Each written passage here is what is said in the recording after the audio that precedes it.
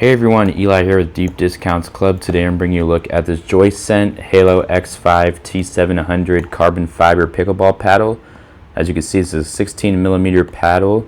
It has a beautiful design with lots of red dots along the paddle surface. It does provide for some nice spin. Overall, great paddle texture. As you can see, it's got that Joysent branding along the bottom.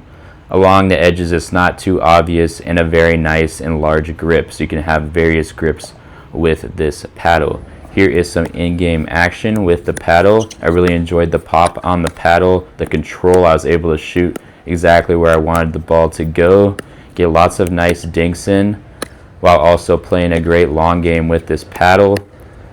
My favorite part of the paddle has to be the pop and how I can really get the ball exactly where I want it in the corner of the court. It's important to me to get a lot of power on my shots, and this thing provided for that. The nice thing is this also comes with some over grips, 2 of those in a green and a black color. Additionally, this package comes with several pieces of lead tape to add some weight to desired spots in the paddle. Overall, I highly recommend this paddle. Thanks for watching.